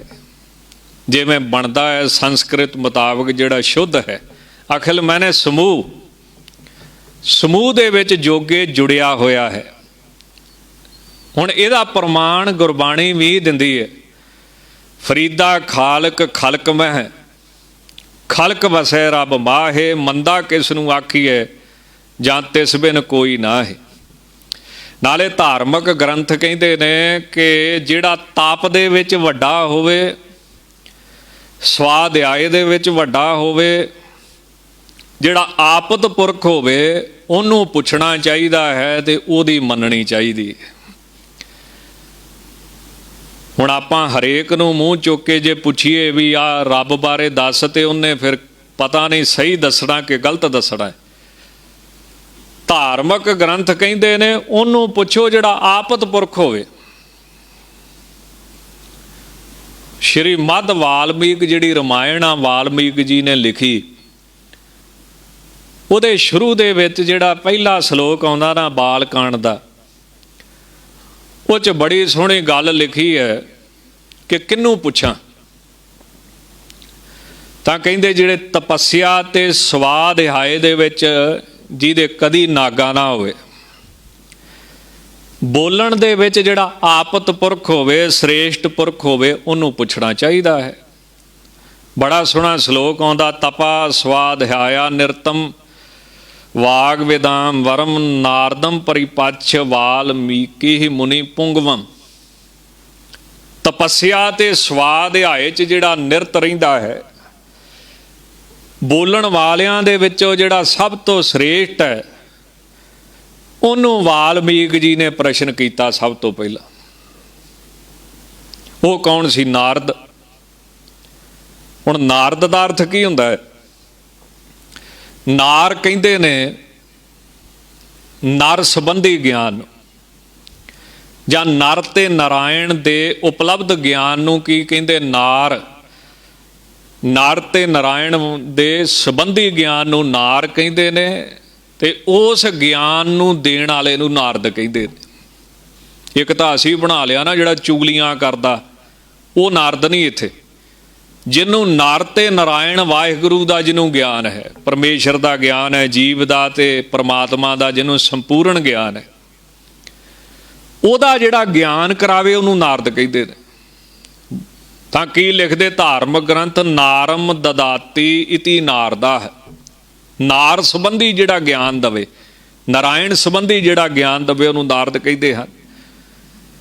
ਜਾਂ ਫਿਰ ਨਾਰ ਸੰਬੰਧੇ ਗਿਆਨਮ ਤਦਤੀ ਖੰਡਿਅਤੀ ਤੀ ਨਾਰਦਾ, ਮਨੁੱਖ ਦੇ ਹਿਰਦੇ ਵਿੱਚ ਜਿਹੜਾ ਅਗਿਆਨ ਉਹਨੂੰ ਵੀ ਨਾਰ ਕਹਿੰਦੇ ਨੇ। ਨਾਰ ਸ਼ਬਦ ਅਗਿਆਨ ਦਾ ਵੀ ਹੈ, ਨਾਰ ਸ਼ਬਦ ਨਾਰਾਇਣ ਦਾ ਵੀ ਹੈ। ਹਿਰਦੇ ਵਿੱਚ ਜਿਹੜਾ ਅਗਿਆਨ ਬੈਠਾ ਉਹ ਕੀ ਨਾਰ, ਉਹਨੂੰ ਖੰਡਣ ਵਾਲਾ ਕੌਣ ਹੈ? ਨਾਰਦ। ਤਾਂ ਮੱਧ ਵਾਲਮੀਕ ਰਾਮਾਇਣ ਦੇ ਵਿੱਚ ਕੀ ਵਾਲਮੀਕ ਜੀ ਮਹਾਰਾਜ ਲਿਖਦੇ, ਜਿਹੜਾ ਤਪੱਸਿਆ 'ਚ ਵੱਡਾ ਹੋਵੇ, ਸਵਾਧਿਆਏ 'ਚ ਲਗਾਤਾਰ ਲੱਗਾ ਹੋਵੇ, ਬੋਲਣ ਦੇ ਵਿੱਚ ਸ੍ਰੇਸ਼ਟ ਹੋਵੇ, ਉਹਦੀ ਗੱਲ ਮੰਨੋ ਤੇ ਉਹਨੂੰ ਪੁੱਛੋ। ਤਾਂ ਅੱਜ ਦੇ ਸਮੇਂ ਦੇ ਵਿੱਚ ਮੇਰੇ ਹਿਸਾਬ ਦੇ ਨਾਲ ਜਿਵੇਂ ਸਤਿਕਾਰਯੋਗ ਅਮਰ ਸ਼ਹੀਦ ਧੰਨ ਧੰਨ ਬਾਬਾ ਦੀਪ ਸਿੰਘ ਜੀ ਜਦੋਂ ਦਸਮ ਦੀ ਬਾਣੀ ਲਿਖਦੇ ਪਏ ਸੀ ਤਾਂ ਉਹਨਾਂ ਨੇ ਇਹ ਸ਼ਬਦ ਮਿੱਤਰ ਪਿਆਰੇ ਨੂੰ ਹਾਲ ਫਕੀਰਾਂ ਦਾ ਕਹਿਣਾ, ਉਹਨਾਂ ਕੀ ਸਵਾਲ ਕੀਤਾ ਸੀ ਸੰਗਤ ਵਿੱਚ ਕਿ ਮਹਾਰਾਜ ਨੇ ਫਕੀਰ ਬਣਾਇਆ ਕਿ ਮੁਰੀਦ? ਫਕੀਰ ਤੇ ਬਣਾਇਆ ਨਹੀਂ ਸਾਨੂੰ।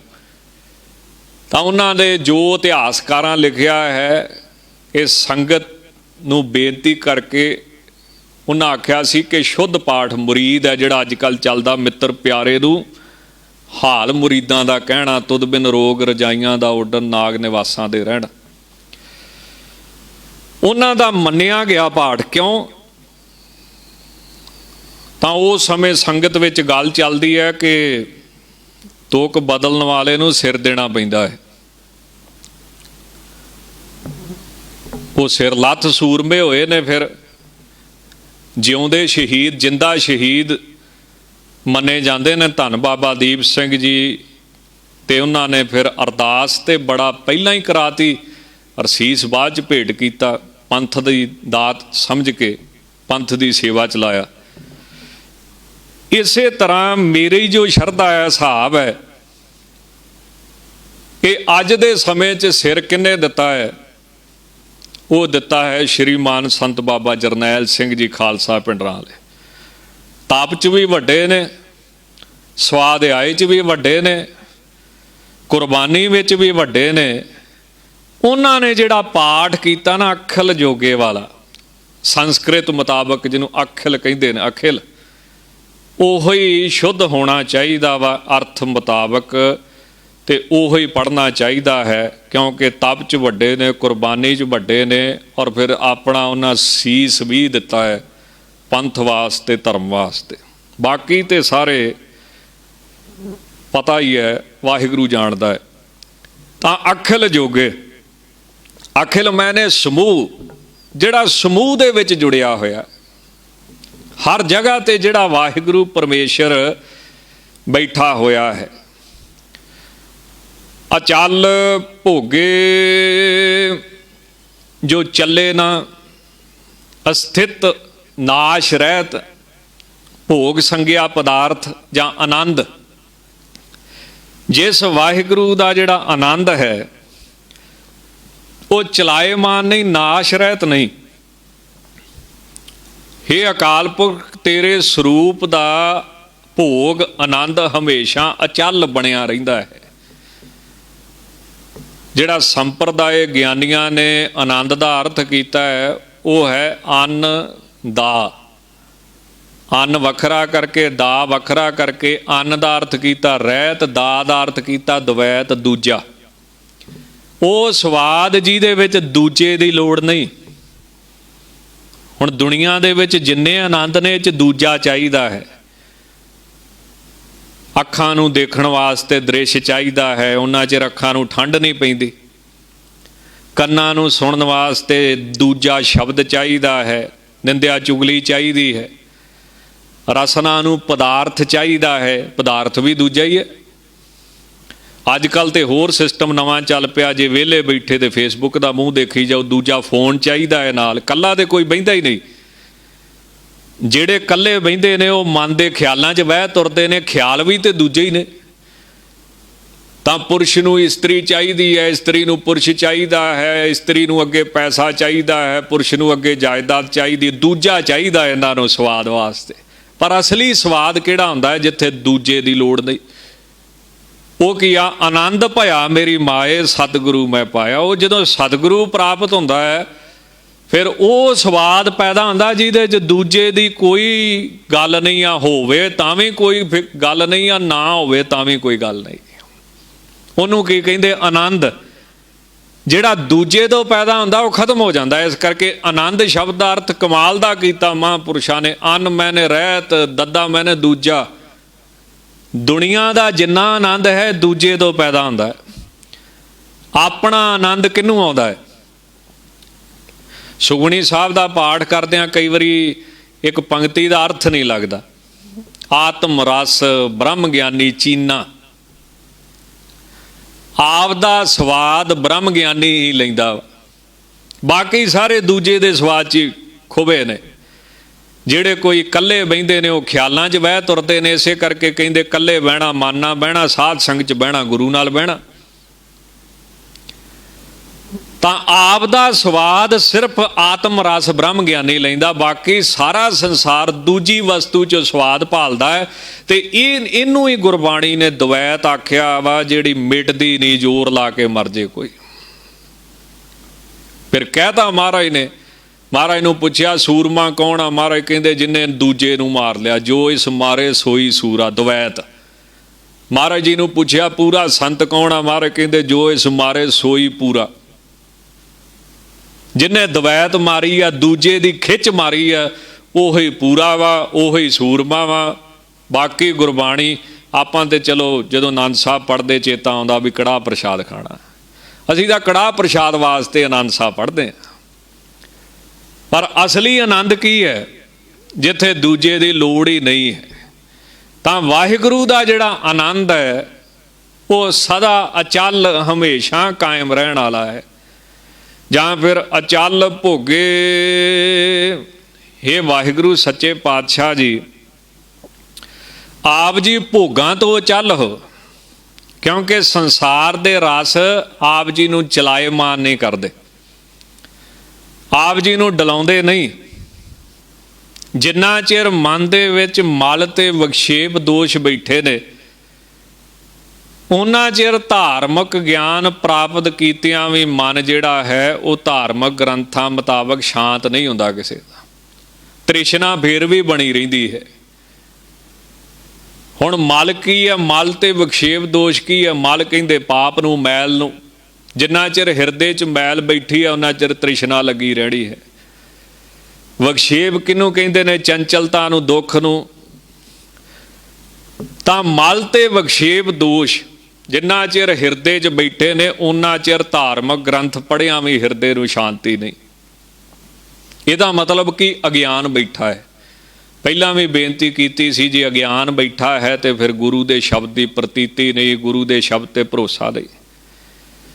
ਜਿਵੇਂ ਭਾਈ ਸਾਹਿਬ ਭਾਈ ਮਨੀ ਸਿੰਘ ਜੀ ਨੂੰ ਪੁੱਛਿਆ ਵੀ ਵਾਹਿਗੁਰੂ ਸਰਬ ਵਿੱਚ ਵਿਆਪਕ ਆ, ਹਰ ਥਾਂ ਤੇ ਬੈਠਾ ਹੈ, ਫਿਰ ਦਿਖਦਾ ਕਿਉਂ ਨਹੀਂ?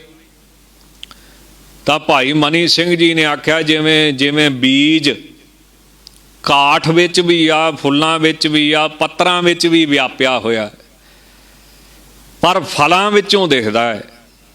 ਇਸੇ ਤਰ੍ਹਾਂ ਵਾਹਿਗੁਰੂ ਤਾਮਸੀ ਸ੍ਰਿਸ਼ਟੀ ਵਿੱਚ ਵੀ ਆ, ਸਾਧਕੀ ਸ੍ਰਿਸ਼ਟੀ ਵਿੱਚ ਵੀ ਆ, ਰਾਜਸੀ ਸ੍ਰਿਸ਼ਟੀ ਵਿੱਚ ਵੀ ਆ, ਚੰਗੇ ਮਾੜੇ ਸਾਰਿਆਂ 'ਚ ਹੀ ਬੈਠਾ ਹੈ। ਜਿੱਥੇ ਚੰਗੇ ਮਾੜਿਆਂ 'ਚ ਬੈਠਾ ਉੱਥੇ ਜੜ ਪਦਾਰਥਾਂ ਵਿੱਚ ਵੀ ਬੈਠਾ ਹੈ, ਤਮੋਗੁਣ ਸ੍ਰਿਸ਼ਟੀ 'ਚ ਵੀ ਬੈਠਾ ਹੈ। ਪਰ ਦਿਖਦਾ ਕਿੱਥੇ ਹੈ? ਗੁਰਮੁਖਾਂ ਦੇ ਵਿੱਚ। ਇਸ ਕਰਕੇ ਗੁਰੂ ਦੇ ਚਰਨ ਫੜਨੇ ਪੈਂਦੇ। ਚਰਨ ਗਹੇ ਗੁਰਦੇਵ ਦੇ, ਸੱਤ ਸ਼ਬਦ ਦੇ ਮੁਕਤ ਕਰਾਇਆ। ਕਿੱਡੀ ਸੋਹਣੀ ਉਦਾਹਰਨ ਹੈ ਵੀ ਬੀਜ ਜਿਹੜਾ ਹੈ ਕਾਠ ਵਿੱਚ ਵੀ ਉਹੀ ਬੀਜ ਹੀ ਹੈ, ਬੀਜ ਦਾ ਸਰੂਪ ਹੀ ਹੈ, ਬੀਜ ਤੋਂ ਹੀ ਪੈਦਾ ਹੋਇਆ। ਫੁੱਲਾਂ ਵਿੱਚ ਵੀ ਬੀਜ ਹੈ, ਕਾਠ ਵਿੱਚ ਵੀ ਬੀਜ ਹੈ, ਪਰ ਦਿਖਦਾ ਕਿੱਥੇ ਆ? ਫਲ 'ਚ। ਇਸੇ ਤਰ੍ਹਾਂ ਵਾਹਿਗੁਰੂ ਤੋਂ ਸਾਰਾ ਸੰਸਾਰ ਪੈਦਾ ਹੋਇਆ, ਹਰ ਜਗ੍ਹਾ ਵਾਹਿਗੁਰੂ ਆ, ਪਰ ਦਿਖਦਾ ਕਿੱਥੇ ਆ? ਗੁਰਮੁਖ ਵਿੱਚ, ਗੁਰੂ ਦੇ ਵਿੱਚ, ਮਹਾਤਮਾ ਦੇ ਵਿੱਚ। ਉਹਦੇ ਚਰਨ ਫੜ ਲੈਣੇ ਚਾਹੀਦੇ ਨੇ। ਚਰਨ ਗਹੇ ਗੁਰਦੇਵ ਦੇ। ਤਾਂ ਜਿੰਨਾ ਚਿਰ ਕਿਸੇ ਦੇ ਅੰਦਰ ਭੋਗਾਂ ਦੀ ਖਿੱਚ ਹੈ ਤਾਂ ਮਹਾਰਾਜ ਸੱਚੇ ਪਾਤਸ਼ਾਹ ਕਹਿੰਦੇ ਮਲ ਤੇ ਵਿਖੇਵ ਦੋਸ਼ ਅਜੇ ਉਹਦੇ ਹਿਰਦੇ 'ਚ ਬੈਠਾ ਹੋਇਆ ਹੈ। ਮਲ ਕਹਿੰਦੇ ਮੈਲ ਨੂੰ, ਮਾੜੇ ਕਰਮਾਂ ਦੀ ਮੈਲ ਅਜੇ ਹੈ, ਤੇ ਵਿਖੇਵ ਚੰਚਲਤਾ ਚਿੱਤ ਅਜੇ ਪੂਰਾ ਟਿਕਿਆ ਨਹੀਂ। ਤੇ ਜਿਹੜੀ ਭਾਵਨਾ ਹੁੰਦੀ ਨਾ, ਇਹ ਸ਼ਿਵ ਦੀ ਨਹੀਂ ਹੁੰਦੀ ਕਦੀ ਵੀ। ਭਾਵਨਾ ਤੋਂ ਪਤਾ ਲੱਗ ਜਾਂਦਾ ਹੈ ਬੰਦੇ ਦਾ। ਪੁਰਾਣੇ ਕਹਿੰਦੇ ਹੁੰਦੇ ਸੀ ਸੰਤ ਸਾਧੂਆਂ ਤੋਂ ਕੋਈ ਲੁਕ ਨਹੀਂ ਸਕਦਾ, ਮਤਲਬ ਭਾਵਨਾ ਛਿਪਣੀ ਨਹੀਂ, ਇੱਕ ਦਿਨ ਪ੍ਰਗਟ ਹੋਊਗੀ। ਜਿਵੇਂ ਕਲਗੀਧਰ ਜੀ ਲਿਖਦੇ ਨਾ, ਇਸ਼ਕ ਮੁਸ਼ਕ ਖਾਂਸੀ ਖੁਰਕ ਸ਼ਿਪਤ ਛਪਾਹੇ ਨਾ ਇਹ। ਭਾਵਨਾ ਕਦੀ ਛਿਪਦੀ ਨਹੀਂ। ਉਦਾਹਰਣ ਦੇ ਤੌਰ ਤੇ ਭਗਵਾਨ ਕ੍ਰਿਸ਼ਨ ਜੀ ਨੂੰ ਪੁੱਛਿਆ ਗਿਆ ਵੀ ਚਲੋ ਤੁਹਾਡੇ ਵਾਸਤੇ ਤੇ ਸਾਰੇ ਠੀਕ ਹੈ, ਗੁਰਮੁਖਾਂ ਦੀ ਖਿੱਚ ਕਰਦੇ ਹੋ ਭਗਤਾਂ ਦੀ, ਪਰ ਹੈ ਤਾਂ ਸਾਰੇ ਤੁਹਾਡੇ, ਕੌਰਵ ਵੀ ਤੁਹਾਡੇ ਤੇ ਪਾਂਡਵ ਵੀ ਤੁਹਾਡੇ ਰਿਸ਼ਤੇਦਾਰੀ ਹੈ, ਦੋਵਾਂ ਚੋਂ ਜਿੱਤ ਕਿਹਦੀ ਹੋਊਗੀ? ਕਹਿੰਦੇ ਇਦਾਂ ਨਹੀਂ, ਭਾਵਨਾ ਦੇਖਣੀ ਪਊਗੀ, ਭਾਵਨਾ ਅਨੁਸਾਰ ਦੱਸ ਦਾਂਗੇ ਕਿਹਦੀ ਜਿੱਤ ਹੋਊਗੀ। ਤਾਂ ਭਾਵਨਾ ਦੇਖਣ ਵਾਸਤੇ ਦੁਰਯੋਧਨ ਦੇ ਵਿਚਾਰ ਉਹਨਾਂ ਨੇ ਸੁਣੇ।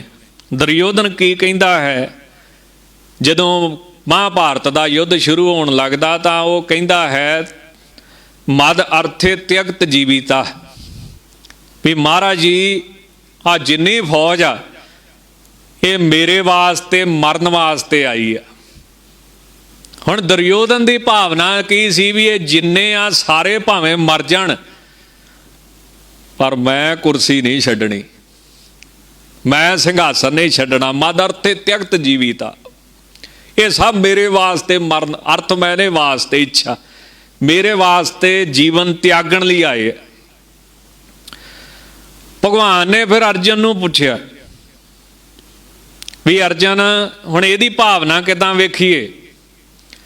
ਤਾਂ ਉਹ ਅਰਜਨ ਦਾ ਜਿਹੜਾ ਸ਼ਲੋਕ ਆਉਂਦਾ ਬੜਾ ਸੋਹਣਾ, ਕਹਿੰਦਾ ਜੇ ਸ਼ਾਮ ਅਰਥੇ ਕਾਂਕਸ਼ਿਤਮ ਨੋ ਰਾਜਿਅਮ ਭੋਗਾ ਸੁਖਾਨੀ ਚਾ, ਜਿਨ੍ਹਾਂ ਵਾਸਤੇ ਮੈਂ ਲੜ ਕੇ ਮਰ ਕੇ ਰਾਜ ਲੈਣਾ ਸੀ, ਆਪਣੇ ਰਿਸ਼ਤੇਦਾਰਾਂ ਨੂੰ ਸੁੱਖ ਦੇਣਾ ਸੀ, ਪਰਿਵਾਰ ਨੂੰ ਸੁੱਖ ਦੇਣਾ ਸੀ, ਪ੍ਰਜਾ ਨੂੰ ਸੁੱਖ ਦੇਣਾ ਸੀ, ਉਹ ਤਾਂ ਸਾਰੇ ਮਰਨ ਆਏ ਇੱਥੇ ਮੇਰੇ ਨਾਲ ਲੜ ਕੇ, ਤੇ ਸਾਰਿਆਂ ਨੂੰ ਮਾਰ ਕੇ ਮੈਂ ਰਾਜ ਕਰਨਾ ਕਿਹਦੇ ਤੇ ਆ? ਹੁਣ ਉਹਦੀ ਭਾਵਨਾ, ਦੋਵਾਂ ਦੀ ਭਾਵਨਾ 'ਚ ਕਿੰਨਾ ਫਰਕ। ਉਹ ਕਹਿੰਦਾ ਇਹ ਮੇਰੇ ਵਾਸਤੇ ਮਰਨ ਆਏ ਆ, ਦੁਰਯੋਧਨ ਕਹਿੰਦਾ ਮਰਾਉਣੇ ਪਏ ਤੇ ਮਰਵਾਊਂਗਾ ਮੈਂ ਸਾਰੇ। ਅੱਛਾ, ਦੂਸਰੇ ਬੰਨੇ ਅਰਜਨ ਕੀ ਕਹਿੰਦਾ, ਜਿਨ੍ਹਾਂ ਵਾਸਤੇ ਮੈਂ ਰਾਜ ਭਾਗ ਪ੍ਰਾਪਤ ਕਰਨਾ ਸੀ ਵੀ ਇਹ ਸੁਖੀ ਵਸਣ, ਉਹ ਤੇ ਸਾਰੇ ਇੱਥੇ ਲੜ ਕੇ ਮਰ ਜਾਣੇ ਆ, ਤੇ ਮੈਂ ਰਾਜ ਕਰਕੇ ਕੀ ਕਰਨਾ ਵਾ? ਇਹਦੇ ਨਾਲ ਉਹਦੇ ਭੀਖ ਮੰਗਣੀ ਚੰਗੀ ਆ। ਉਹਨੇ ਚੁੱਕਿਆ ਆਪਣਾ ਤੀਰ ਕਮਾਨ ਤੇ ਭਵਾ ਕੇ ਮਾਰਿਆ ਥੱਲੇ, ਤੇ ਰਾਤ ਵਿੱਚ ਬਹਿ ਗਿਆ ਚੌਂਕੜਾ ਮਾਰ ਕੇ ਵੀ ਆਪਣਾ ਨਹੀਂ ਕੋਈ ਮਤਲਬ। ਤਾਂ ਮਹਾਰਾਜ ਕਹਿੰਦੇ ਅਰਜਨ ਦੀ ਜਿੱਤ ਹੋ ਗਈ। ਕਹਿੰਦੇ ਜੀ ਤੁਹਾਨੂੰ ਕਿੱਦਾਂ ਪਤਾ? ਕਹਿੰਦੇ ਇਹਦੇ ਦਿਲ 'ਚ ਦਇਆ ਵਾ, ਤੇ ਜਿੱਥੇ ਦਇਆ ਹੋਵੇ ਉੱਥੇ ਧਰਮ ਹੈ, ਤੇ ਜਿੱਥੇ ਧਰਮ ਹੋਵੇ ਉੱਥੇ ਵਾਹਿਗੁਰੂ ਹੈ, ਪਰਮੇਸ਼ਰ ਹੈ, ਉਹਦੀ ਜਿੱਤ ਹੈ। ਅੱਜ ਨਾ ਹੋਈ ਕੱਲ ਹੋਊ, ਪਰਸੋਂ ਹੋਊ, ਅਖੀਰ ਜਿੱਤ ਤੇ ਫਿਰ ਧਰਮ ਵਾਲੇ ਦੀ ਹੋਊਗੀ ਨਾ, ਦਇਆ ਵਾਲੇ ਦੀ ਹੋਊਗੀ। ਤਾਂ ਭਾਵਨਾ ਕਿਸੇ ਦੀ ਛਿਪੀ ਨਹੀਂ ਰਹਿ ਸਕਦੀ ਹੈ। ਤੁਸੀਂ ਹੈਰਾਨ ਹੋਵੋਗੇ ਜਦੋਂ ਮਨ ਦੇ ਵਿੱਚ ਉਦਵੇਗ ਵੱਧਦਾ ਵਾ। ਹੁਣ ਭਾਵਨਾ ਤੇ ਮਨ ਦੀ ਹੁੰਦੀ, ਪਰ ਸਰੀਰ ਰਾਹੀਂ ਉਹ ਪ੍ਰਗਟ ਹੁੰਦੀ ਹੈ। ਉਦਾਹਰਣ ਦੇ ਤੌਰ ਤੇ ਕ੍ਰੋਧ ਆਉਣ ਤੇ ਅੱਖਾਂ ਲਾਲ ਹੋ ਜਾਂਦੀਆਂ। ਹੁਣ ਕ੍ਰੋਧ ਪੈਦਾ ਤੇ ਮਨ 'ਚ ਹੁੰਦਾ ਵਾ, ਪਰ ਅੱਖਾਂ ਬਾਹਰ ਲਾਲ ਹੋ ਰਹੀਆਂ। ਅੰਦਰਲੀ ਭਾਵਨਾ ਹੁਣ ਅੱਖਾਂ ਤੇ ਵੇਖੋ ਛਾ ਗਈ ਹੈ। ਇਸੇ ਤਰ੍ਹਾਂ ਤੇ ਕਾਮ ਆਉਣ ਤੇ ਸਰੀਰ ਉਤੇਜਿਤ ਹੁੰਦਾ ਹੈ। ਇਸੇ ਤਰ੍ਹਾਂ ਹੀ ਭੋਜਨ ਦੀ ਇੱਛਾ ਕਰਕੇ, ਇੱਛਾ ਤੇ ਅੰਦਰ ਪੈਦਾ ਹੁੰਦੀ ਆ, ਪਾਣੀ ਜੀਭ ਤੇ ਆ ਜਾਂਦਾ ਹੈ। ਆਉਂਦਾ ਕਿ ਨਹੀਂ? ਲੁਕੋ ਭਾਵਨਾ ਕੋਈ ਲੁਕੋ ਸਕਦਾ? ਆਪਦੀ ਭਾਵਨਾ ਕੋਈ ਨਹੀਂ ਲੁਕੋ ਸਕਦਾ। ਤਾਂ ਉਹ ਸਥੂਲ ਸਰੀਰ ਤੇ ਪ੍ਰਗਟ ਹੁੰਦੀ ਹੈ। ਇਸੇ ਲਈ ਸੰਤ ਮਹਾਤਮਾ ਨੇ ਕੀ ਆਖਿਆ, ਕੋਈ ਵੀ ਆਪਣੇ ਆਪ ਨੂੰ ਲੁਕੋ ਕੇ ਨਹੀਂ ਰੱਖ ਸਕਦਾ। ਕਲਗੀਧਰ ਜੀ ਦੇ ਸਪਸ਼ਟ ਲਿਖਿਆ ਵਾ, ਇਸ਼ਕ ਮੁਸ਼ਕ ਖਾਂਸੀ ਖੁਰਕ ਸ਼ਿਪਤ ਛਪਾਏ ਨਾ, ਜਿੰਨਾ ਮਰਜ਼ੀ ਕੋਈ ਜ਼ੋਰ ਲਾ। ਤਾਂ ਮਨੋਭਾਵ ਜਿਹੜੇ ਨੇ ਉਹ ਨਹੀਂ ਰੁਕਦੇ। ਬੜਾ ਸੁੰਦਰ ਧਾਰਮਿਕ ਗ੍ਰੰਥਾਂ 'ਚ ਲਿਖਿਆ। ਹੁਣ ਜੇ ਕੋਈ ਬੰਦਾ ਕਵੇ ਵੀ ਮੈਂ ਪਰਮੇਸ਼ਰ ਨੂੰ ਮਿਲਣਾ ਹੈ, ਵਾਹਿਗੁਰੂ ਨੂੰ ਮਿਲਣਾ ਹੈ, ਤਾਂ ਉਹ ਦੇਖਣਾ ਪਊਗਾ ਵੀ ਇਹਦੇ ਵਿੱਚ ਭਾਵਨਾ ਕਿੰਨੀ ਕੁ ਤੇਜ਼ ਆ, ਉਹਦੀਆਂ ਨਿਸ਼ਾਨੀਆਂ ਨੇ ਕੁਝ। ਜਿਵੇਂ ਲਿਖਿਆ ਨਾ, ਸੀਦਯੰਤੀ ਮਮ ਗਾਤਰਾਣੀ, ਮੇਰਾ ਸਰੀਰ ਫਟ ਚੱਲਿਆ। ਕਦੀ ਹੋਇਆ ਇਦਾਂ ਰੱਬ ਨੂੰ ਮਿਲਣ ਵਾਸਤੇ? ਭਾਵੇਂ ਕਿ ਵਿਸ਼ਾ ਹੋਰ ਹੈ, ਪਰ ਇਹਨੂੰ ਜੇ ਆਪਾਂ ਵਿਰਾਗ ਦੇ ਅਰਥ ਦਈਏ, ਕਦੀ ਹੋਇਆ ਇਸ ਤਰ੍ਹਾਂ? ਮੁਖਮ ਚਾ ਪਰਿਸ਼ੁਚਿਅਤੀ, ਮੇਰਾ ਮੂੰਹ ਸੁੱਕਦਾ ਜਾ ਰਿਹਾ ਹੈ। ਵੇਪੁੱਤ ਸਰੀਰੇ ਮੇ, ਮੇਰੇ ਸਰੀਰ 'ਚ ਕੰਬਣੀ ਛਿੜ ਗਈ ਹੈ। ਰੋਮ ਹਰਸ਼ ਜਾਇਆ, ਤੇ ਮੇਰੇ ਲੂੰ ਕੰਡੇ ਖੜੇ ਹੋ ਜਾਂਦੇ ਨੇ। ਜੇ ਕਦੀ ਰੱਬ ਦੇ ਨਾਮ ਤੋਂ ਬਿਨਾਂ ਮੂੰਹ ਸੁੱਕਿਆ ਵਾ ਤੇ ਦੱਸ। ਜੇ ਕਦੀ ਰੱਬ ਦੇ ਨਾਮ ਤੋਂ ਬਿਨਾਂ ਅੱਜ ਨਿਤਨੇਮ ਨਹੀਂ ਹੋਇਆ, ਬੁਖਾਰ ਚੜਿਆ ਤੇ ਦੱਸ। ਤਾਂ ਜਿੰਨਾ ਚਿਰ ਤੀਵਰ ਭਾਵਨਾ ਨਹੀਂ ਨਾ, ਮਨੋ ਵੇਗ ਨਹੀਂ ਬਣਦਾ, ਉਹਨਾਂ ਚਿਰ ਕਹਿੰਦੇ ਐਵੇਂ ਸੁਪਨੇ ਹੀ ਆ ਲਈ ਜਾ ਬੈਠਾ, ਗੱਲਾਂ ਦਾ ਕੜਾਹ ਵਾ, ਬਣਾ ਬਣਾ ਖਾਈ ਜਾਓ ਤਗੜੇ ਹੋ ਕੇ। ਤਾਂ ਇਹ ਧਾਰਮਿਕ ਗ੍ਰੰਥਾਂ ਦੀਆਂ ਨਿਸ਼ਾਨੀਆਂ ਨੇ, ਜਿਹਦੀਆਂ ਨਿਸ਼ਾਨੀਆਂ ਤੋਂ ਪਤਾ ਲੱਗਦਾ ਵੀ ਇਸ ਬੰਦੇ ਦੀ ਭਾਵਨਾ ਜਿਹੜੀ ਨਾ, ਉਹ ਵਾਹਿਗੁਰੂ ਨੂੰ ਮਿਲਣ ਵਾਲੀ ਹੈ। ਮਨੋਭਾਵ ਨਹੀਂ ਕਦੀ ਛਿਪਦੇ। ਤਾਂ ਮਨੋਭਾਵ ਕੀ ਆ? ਮਨ ਦੇ ਵਿੱਚ ਜਿਹੜੇ ਸੰਸਕਾਰ ਬੈਠੇ ਨੇ, ਜਿੰਨਾ ਚਿਰ ਉਹ ਸ਼ੁੱਧ ਨਹੀਂ ਹੁੰਦੇ, ਉਹਨਾਂ ਚਿਰ ਫਿਰ ਕਈ ਵਾਰੀ ਵਿਦਿਆ ਪੜ੍ਹ ਕੇ ਵੀ ਉਹ ਕੰਮ ਹੀ ਹੁੰਦਾ ਹੈ ਜਿਹੜਾ ਆਮ ਮਨਮੁਖ ਕਰਦੇ ਹਨ। ਤਾਂ ਮਹਾਰਾਜ ਸੱਚੇ ਪਾਤਸ਼ਾਹ ਕੀ ਕਹਿੰਦੇ? ਹੇ ਵਾਹਿਗੁਰੂ ਸੱਚੇ ਪਾਤਸ਼ਾਹ, ਇੱਕ ਤੂੰ ਇੱਦਾਂ ਦਾ ਹੈ ਜਿਹਨੂੰ ਦੁਨੀਆ ਦੇ ਭੋਗ ਡਲਾ ਨਹੀਂ ਸਕਦੇ। ਚਲੋ ਸਮਾਂ ਤੇ ਹੁਣ ਪੂਰਾ ਹੋ ਗਿਆ। ਕਲਗੀਧਰ ਮਹਾਰਾਜ